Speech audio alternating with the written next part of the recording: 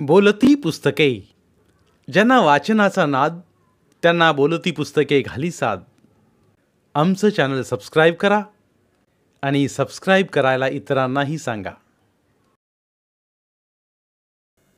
नमस्कार श्रोते मित्र हो, बोलती पुस्तके सादर करीत आहे लेखक प्राचार्य शिवाजीराव बागल यांची भंगलेले स्वप्न ही कादंबरी. प्राचार्य शिवाजीराव बागल यांची भंगलेले स्वप्न ही हृदय पिळवटून टाकणारी, अंतकरणाचा ठाव घेणारी अशी लक्षवेधी कादंबरी आहे. कौटुंबिक परिघात फिरणारी ही कादंबरी वाचताना घालमेल वाढत जाते आणि शेवटी आपसुकपणे डोळ्यांतून अश्रू गळायला लागतात.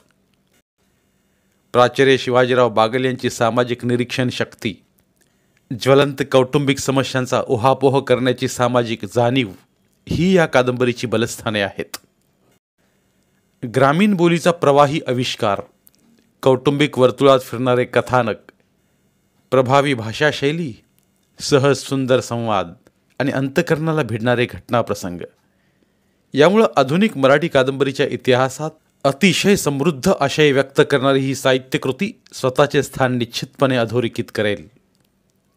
हा होता राज्य पुरस्कारप्राप्त लेखक डॉक्टर श्रीकांत पाटील यांचा अभिप्राय. चला तर मग सुरू करूयात अभिवाचन.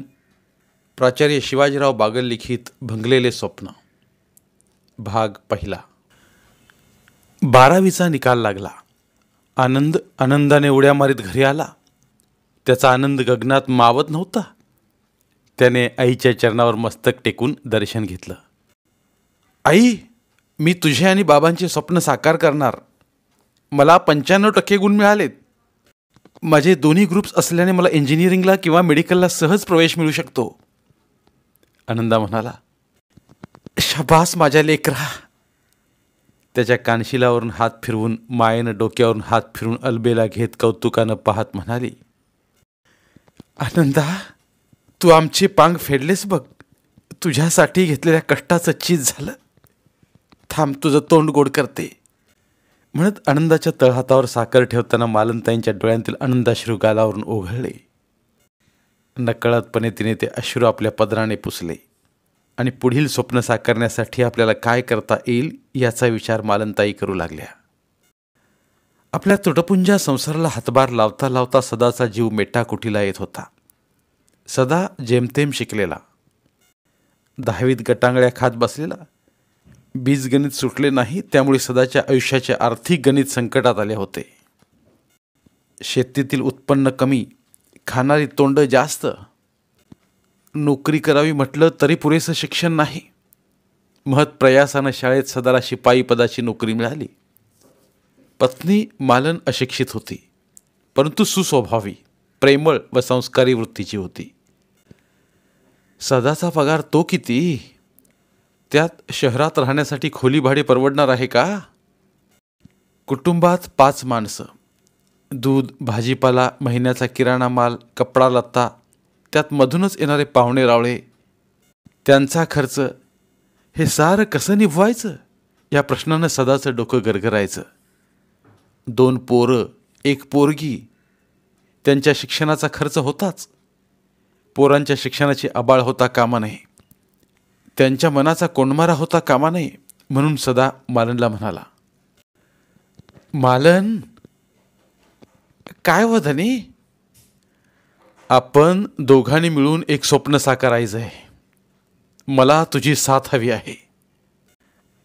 अव, मी तर साथ द्यायसाठीच तुमच्या हातात हात दिलाय ना. तुमचं बोलणं मला काय उमगत नाही. काय करायचं, कसं करायचं तेवढं सांगा. कमरेचा पदर खुचून तयार आहे बघा मी. अगं, मी साधा शिपाई, माझा पगार कमी. मग त्यात काय एवढं? तुम्ही शाळेत शिपाई, पण घरात माझं घर धनी.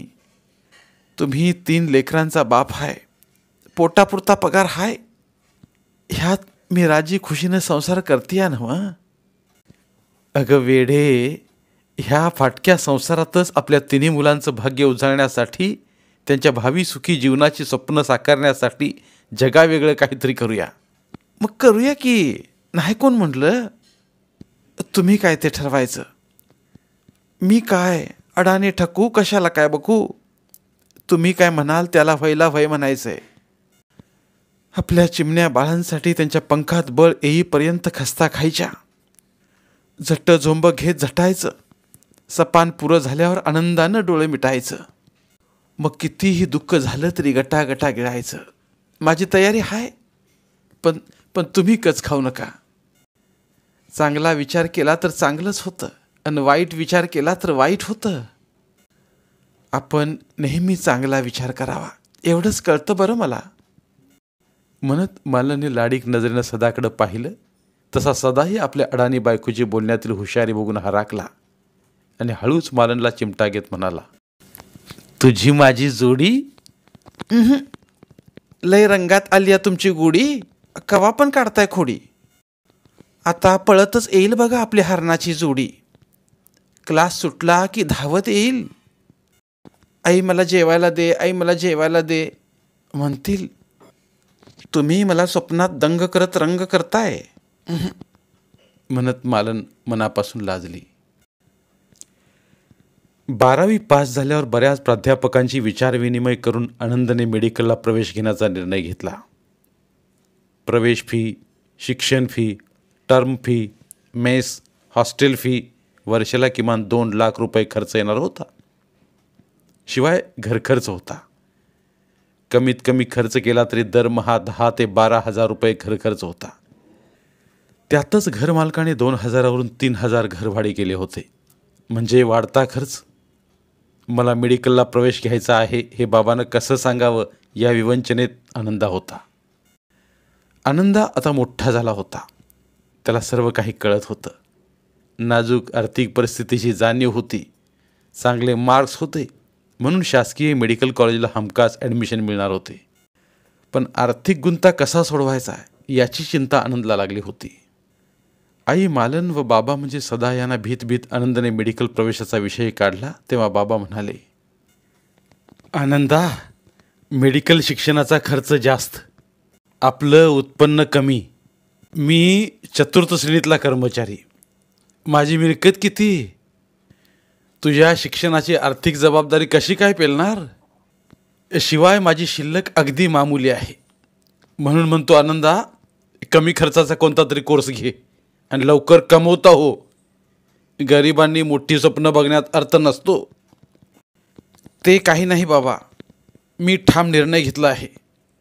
मी उद्या शासकीय मेडिकल कॉलेजला फॉर्म भरणार आहे. बाबा, तुम्हीच म्हणता ना, देव आंधळ्यांची काठी होतो, तोच मार्ग दाखवतो. काहीतरी मार्ग निघेल. मी मेडिकलला प्रवेश घेणार आणि शिकून MBBS डॉक्टरच होणार. हा माझा निर्धार आहे. तुम्ही हो म्हणल्याशिवाय मी जेवणार नाही. आनंद हट्ट धरूनच बसला. बाळा, तुला काय शिकायचं ते शिक. लय लय शिक. डॉक्टर की शिक. आम्ही दोघं तुझ्या पाठीशी आहे म्हणत मालननं जेवणाची ताटे वाढली. आनंदा, मला पण हौस आहे डॉक्टरचा बाप म्हणून मिरवण्याची. तुझा विचार पक्का आहे तर आमचा निर्धार पण पक्का आहे. तुला मेडिकलला पाठवायचंच. ठरलं म्हणजे ठरलं. आता सर्वांनी मनासारखं पोटभर जेवा. असं सदा म्हणाला खरा, परंतु आर्थिक नियोजनाचं कोडं कसं सोडवता येईल याचं विचारचक्र सदाच्या डोक्यात भिरभिरायला लागलं. आनंदचा मेडिकल प्रवेश निश्चित झाला. शासकीय मेडिकल कॉलेज मिरज येथे नंबर लागला. आठवड्याच्या आत प्रवेश निश्चित करावा. मुदतीनंतर प्रवेश प्रक्रियेचा विचार केला जाणार नाही, अशी स्पष्ट शब्दात आणि ठळक अक्षरात सूचना होती. आनंदला आकाश ठेंगणं झालं. प्रवेश प्रक्रिया फी, हॉस्टेल मेस खर्चाला 2 लाख रुपये लागणार होते. यातलं मालनला काही एक कळत नव्हतं. फक्त माझा आनंदा डॉक्टर होणार या आनंदात चाळीतील बायकांना मालन सांगत सुटली होती. आमचा आनंदा डॉक्टर होणार. आम्ही त्याला लय शिकवणार. खरं म्हणता की काय. शिपायाचा पोरगा डॉक्टर होणार. त्याला शिकवण्याकरता लाखो रुपये कुठून आणणार. का पैसा नाही म्हणून आनंदमध्येच अर्धवट शिक्षण तर सोडणार नाही ना. शेजारची सविताबाई नाक मुरडत मुरडत म्हणाली, बघा बाई, ऐकावं ते नवलच म्हणायचं.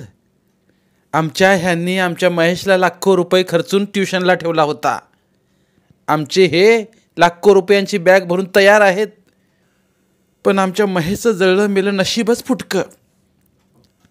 आनंदचं कौतुक करीत आम्हाला हिनवायला आली.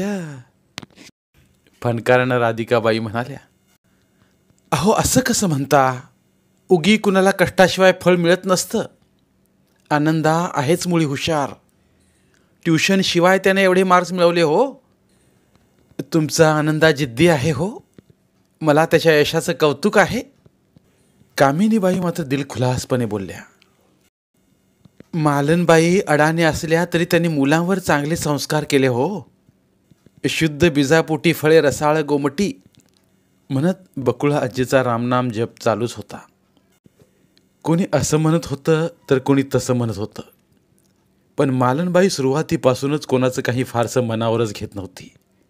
कारण जग रहाटे असते, त्याला चाळीतील बायका तरी कशा अपवाद असणार.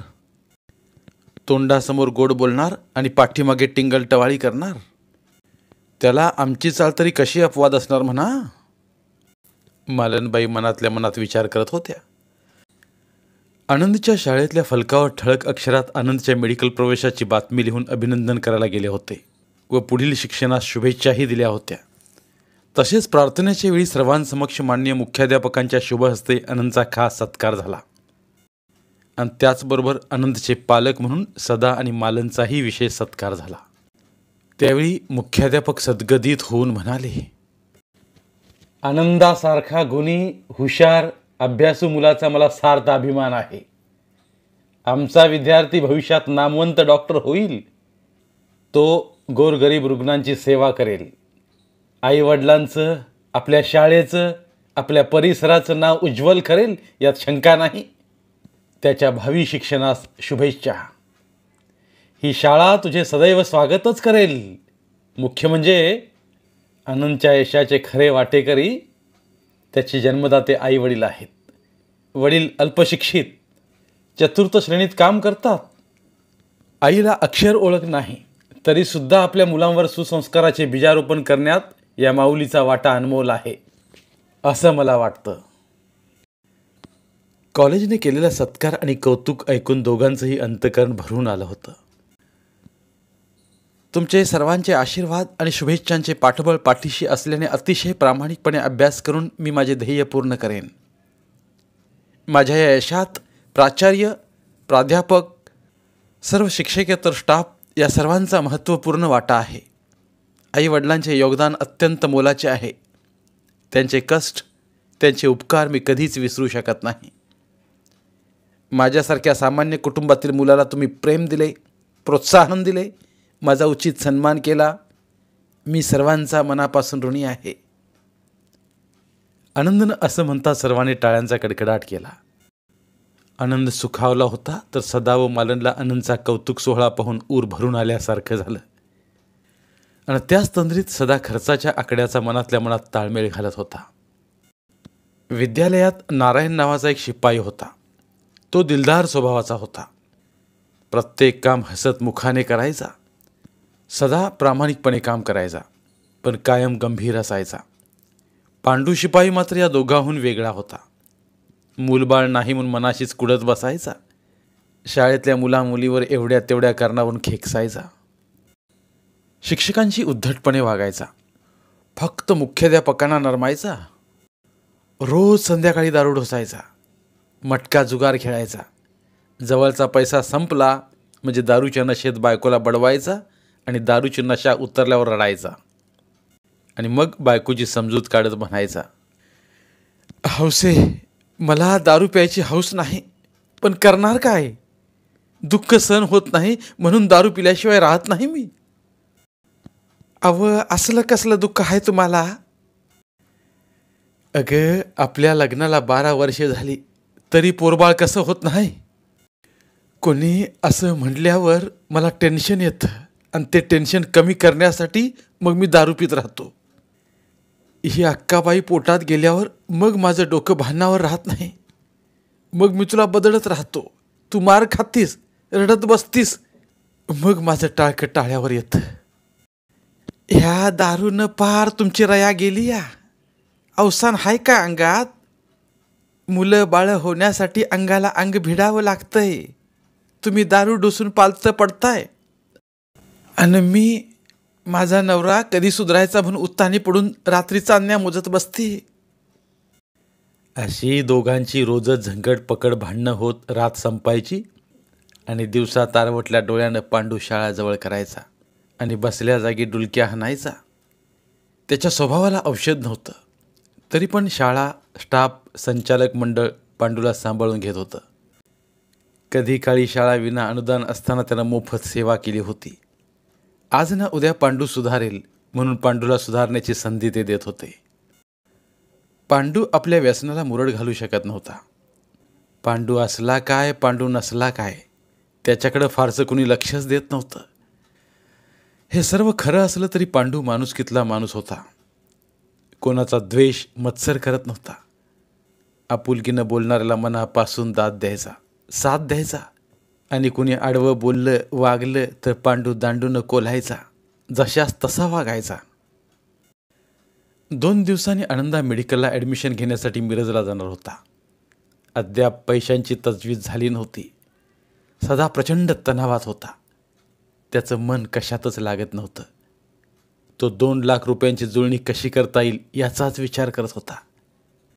सदाची बेचैन अवस्था कुलकर्णी सरांच्या नजरेत भरली म्हणून कुलकर्णी सरच म्हणाले, अरे सदा, तुझ्या चेहऱ्यावर प्रचंड ताणतणाव दिसतोय. काही झालंय का? तुझी तब्येत बरी आहे ना? तसं काही नाही हो कुलकर्णी सर, पण म्हणत सदा बोलता बोलता अडकळला. अरे पण काय कळू दे तरी, त्यावर काहीतरी मार्ग काढता येईल.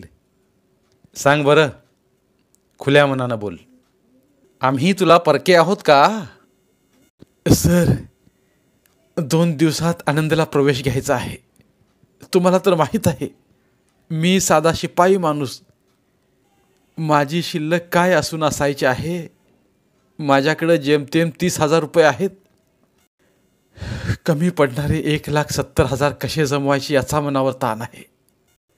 गरीबाच्या घरी गुणी मुलानं जन्माला यावं आणि त्याच्या शिक्षणासाठी मला पैसे उभा करता येत नाहीत. आम्ही गरीब आईबाप असून तरी आमचा उपयोग काय? ह्या गोष्टीचं वाईट वाटतंय बघा. हत्तीच्या एवढंच ना? मग सोड चिंता, काय करता येईल ते पाहू. प्रथम चेहऱ्यावर पाणी मारून फ्रेश हो, म्हणत कुलकर्णी सर लगबगीने मुख्याध्यापकांच्या केबिनमध्ये गेले. प्लीज सर, आत येऊ का? या या या कुलकर्णी सर, बसा. Thank you sir. एक रिक्वेस्ट होती सर, म्हणत कुलकर्णी सर मुख्याध्यापकांच्या समोर खुर्चीवर बसले. डायरेक्ट बोला ना, रिक्वेस्ट कसली करताय? तुम्ही स्टाफ मेंबर, शाळेच्या किंवा विद्यार्थ्यांच्या हिताचंच काहीतरी सांगणार असणार. बोला बोला, काही सांगायचं असेल ते बिनधास्तपणे सांगा. उगी आडेवेडे घेत बसू नका. सर, आपला सदाशिपाई, त्याच्याविरुद्ध काही तक्रार आहे का? तसं काही नाही. त्याचा मुलगा आनंद, त्याच्या मेडिकल ॲडमिशन करता पैशाची सोय होत नाही म्हणून सदाशिपाई चिंताग्रस्त आहे. आनंद हुशार, अभ्यासू, जिद्दी आणि सालस स्वभावाचा मुलगा आहे. मेरिटमुळे त्याचा शासकीय कॉलेजला नंबर लागला आहे, पण आवश्यक ती फी भरावीच लागणार आहे त्याला. 2 लाख रुपये अपेक्षित आहेत. आज घडीला सदाला पैशाची गरज आहे.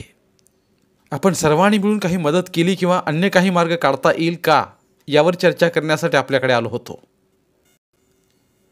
अदबीने परंतु दबक्या आवाजात कुलकर्णी सरांनी मुख्याध्यापकांना सांगितले. अरे वाह, चांगली आयडिया आहे. मग चांगल्या कामाला विलंब कशाला? तुर्तास किती रक्कम जमते ते पाहू. सदा शिपाई असला म्हणून काय झालं, तोही आपला स्टाफ मेंबरच आहे. अडीअडचणीच्या वेळी एकमेकांच्या मदतीला धावून गेलं पाहिजे. आपलंही काही कर्तव्य आहे ना. संपूर्ण स्टाफला बोलवा. उद्याची गोष्ट आजच पूर्ण करूया. प्रत्येकाला देव सद्बुद्धी देवो म्हणत कुलकर्णी सरांनी सुटकेचा निश्वास सोडला. सर्व स्टाफ मेंबर, शिक्षकेतर कर्मचारी आणि शाळेच्या संचालक मंडळाची तातडीनं मीटिंग बोलावली.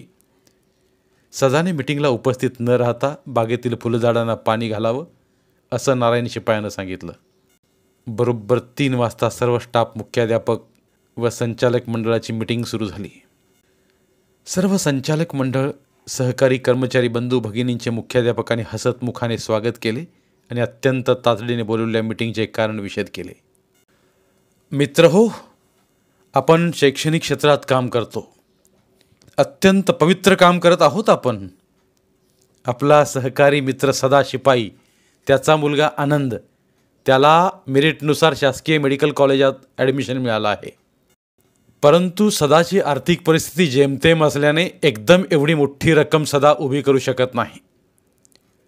सहकारी बांधव या नात्यानं आपण सर्वांनी स्वेच्छेनं मदत दिली अथवा उसनवार दिले तरी मार्ग निघू शकेल आणि खऱ्या अर्थाने सहकार्याला सहकार्य केल्याचं समाधान मिळेल. आणि आपण दिलेल्या आर्थिक सहकार्यातून आपला विद्यार्थी नामवंत डॉक्टर होईल. आपण सर्वजण काही बोलत असतो, आता प्रत्यक्ष कृती करण्याची वेळ आली आहे. मला वाटतं माझ्या या विचाराशी तुम्ही आनंदाने सहमत व्हाल. तरीसुद्धा कोणाला काही आपले म्हणणे मांडायचे असेल ते मांडू शकता. अर्थात कोणावरही सक्ती नाही, परंतु सत्कर्मात उदार अंतकरणाने आपलाही हातभार असावा. तो सदाचा मुलगा नसून आपला आहे, आपल्या शाळेचा विद्यार्थी आहे. आपल्या सर्वांच्या या विधायक कृतीद्वारे समाजात चांगला संदेश जाईल. आपण सर्वजण सकारात्मक प्रतिसाद द्याल अशी मला आशा आहे म्हणत कुलकर्णी सर बसले. आपसात कुजबूज सुरू झाली. ह्या कुलकर्ण्याच्या डोक्यात केव्हा काय येईल याचा नियम नाही. गोड बोलून आर्थिक भुर्दंड घालायचा डाव दिसतोय. आगलावे सर नकारात्मक सूर काढत दबक्या आवाजात शिंदे सरांना म्हणत होते. होय हो, आपण ह्या कानानं ऐकायचं आणि त्या कानानं सोडून द्यायचं. तेवढ्याकरताच पाठीमागं बसलोय आपण. फिदी फिदी हसत शिंदे सर म्हणाले. पहिल्याच वर्षाला त्यांच्याकडे पैसा नाही, मग बाकी 5 वर्षे काय करणार? पैसा नसेल तर मेडिकलचा नाद सोडावा त्यांनी. दुसऱ्यांच्या पैशाने डॉक्टर होणार, काहीतरीच काय. मला तर शक्य नाही हो. अंजली मॅडम कातावून संगीता मॅडमजवळ कुजबुजत होती. याला म्हणावं जिगरबाज विद्यार्थी. पैशा वाचून कोणाचं काही शिक्षण अडून राहत नाही.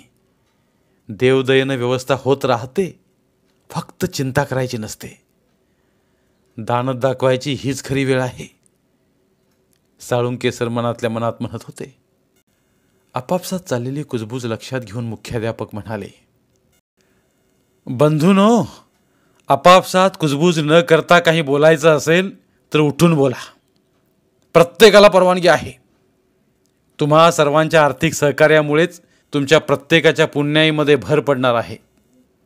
ज्ञानदानाबरोबरच धनदानाची नोंद परमेश्वर घेणार आहे. दगडाच्या मंदिरात दान करण्यापेक्षा रुग्णसेवेकरता ज्ञानार्जन करणाऱ्या आनंदला खऱ्या अर्थाने डॉक्टर झाल्याचे बघण्यासाठी तुमचे सर्वांचे आशीर्वाद, प्रेरणा, तुमच्या आर्थिक सहाय्य प्रेरणा देत राहील.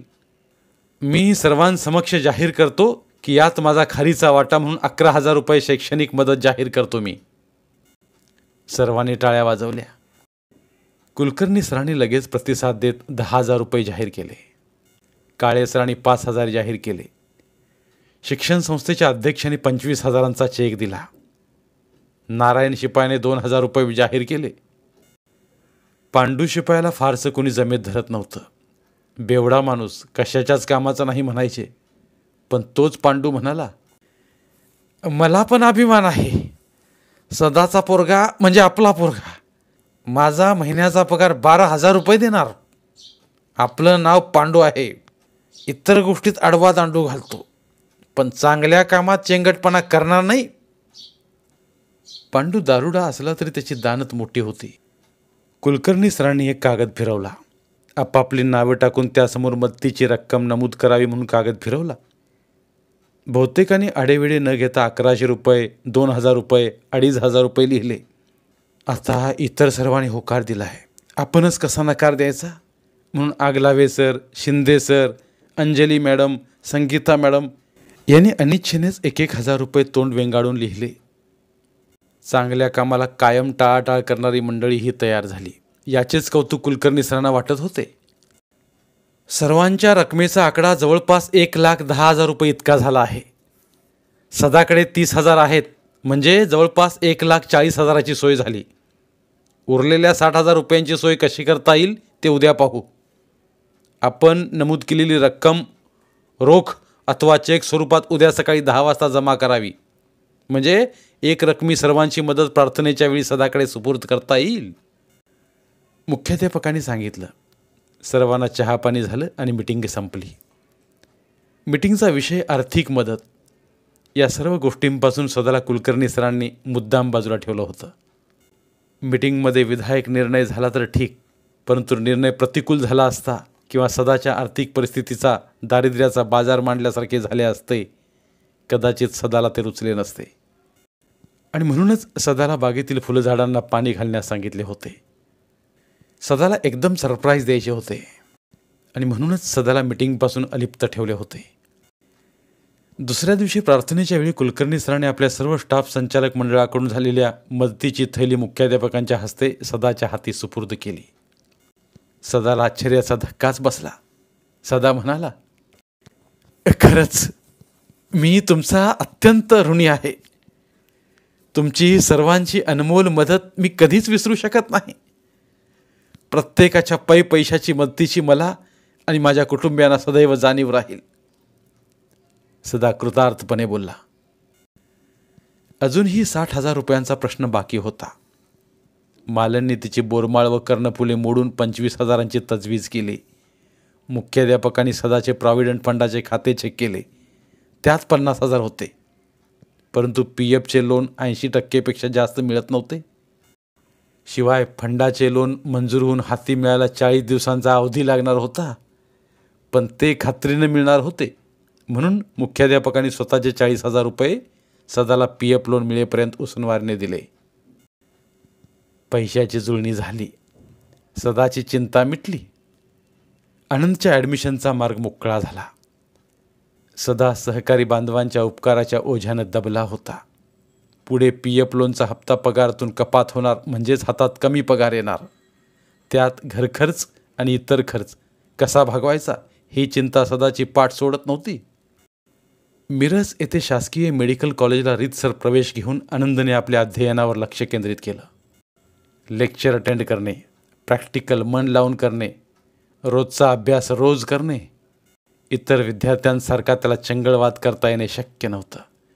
सहसा तो मित्रांसोबत कॅन्टीनला जात नव्हता. श्रीमंतांची पोरं ऐश करायची, त्यांना 10-15 ड्रेस असायचे. पण आनंद आपली परिस्थिती जाणून होता. त्याच्याकडे 3च ड्रेस होते.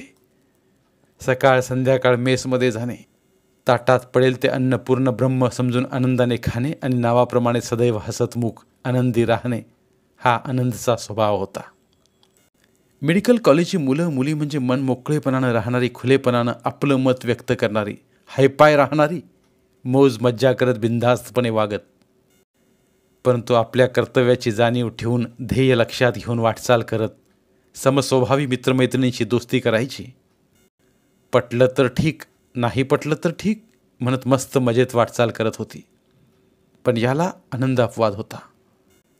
माझे वडील सेवक आहेत, आई अशिक्षित आहे, 2 भावंडांचं शिक्षण अजून चालू आहे. आर्थिक परिस्थिती नसताना देखील इतरांच्या आर्थिक मदतीने मी शिक्षण घेतोय याची पदोपदी आनंदाला जाणीव होत होती. मालनबाईने निर्धार केला, काहीतरी पैसा मिळवायचा मार्ग शोधला पाहिजे. नवऱ्यावर सगळा भार टाकून उपयोगाचं नाही. आपण पण भार सोसला पाहिजे. कुटुंबातील अनाठाई खर्च कमी केला पाहिजे. पैसा मिळवण्यासाठी काय करता येईल याचा ती 2 दिवस विचार करत होती. शाळा सुटली की सर्वजण आपापल्या घरी जायचे. सदा शिपाई शाळेच्या वर्गखोल्या झाडलोट करून, वर्ग स्वच्छ करून वर्गखोल्यांना कुलुपे लावायचा. चाव्या मुख्याध्यापकांच्या घरी ठेवायचा. मुख्याध्यापकांनी अथवा त्यांच्या आईसाहेबांनी काही घरगुती काम सांगितल्यास ते करायचं आणि नंतर सदा घरी जात असे. त्याची कधीच कोणत्याही कामाला ना नसायची. कर्तव्यात परमेश्वर समजून हसतमुखाने सदा काम करायचा. कायम प्रसन्न राहून आनंदात रोजचा दिवस साजरा करत होता. अरे सदा, तुझी कामे उरकल्यानंतर संध्याकाळी मला भेटायला घरी ये, कुलकर्णी सर म्हणाले. हो हो सर, आठवणीनं येतो, असं म्हणत सदा आपल्या तंद्रीत सायकल चालवत घरी गेला.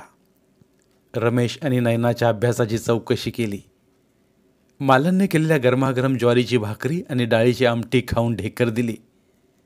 5-10 मिनिटे मालनशी गप्पा मारल्या आणि कुलकर्णी सरांकडे जाऊन येतो म्हणत सायकलवर टांग मारली. कुलकर्णी सर सदाची वाट पाहत बसले होते. सदा सायकलवरून खाली उतरला. गेटसमोर भिंतीला सायकल टेकवली आणि दारावरची बेल वाजवली. तोच कुलकर्णी सर समोर येत म्हणाले, ये ये सदा, मी तुझीच वाट पाहत होतो. समोरच्या खुर्चीकडे बोट दाखवत बस म्हणाले. नको सर, मी खाली बसतो, विनयानं म्हणत सदा पटकन जमिनीवर मांडी घालून बसला. सदा मनात विचार करत होता. सरांच्या घरचं काहीतरी काम असेल म्हणून बोलावलं असेल. सरांचं काम करून मग घरी जावं असा विचार सदाच्या मनात घोळत होता. अरे सदा, चहा घेणार की सरबत? नको सर, काही नको, घरी जेवण उरकलं आणि तसाच इकडं आलोय बघा. काही काम होतं का? तसं म्हटलं तर माझं तुझ्याकडे काहीच काम नाही, आणि म्हटलं तर काम तुझंच आहे. तुझ्याशी बातचीत करावी म्हणून तुला बोलावलं आहे. शाळेत सर्वच गोष्टीवर व्यक्तिगत बोलता येत नाही, मनमोकळी चर्चा करता येत नाही. निवांत घरी बोलता येईल म्हणून बोलावलं. बाकी कसं चाललंय तुझं?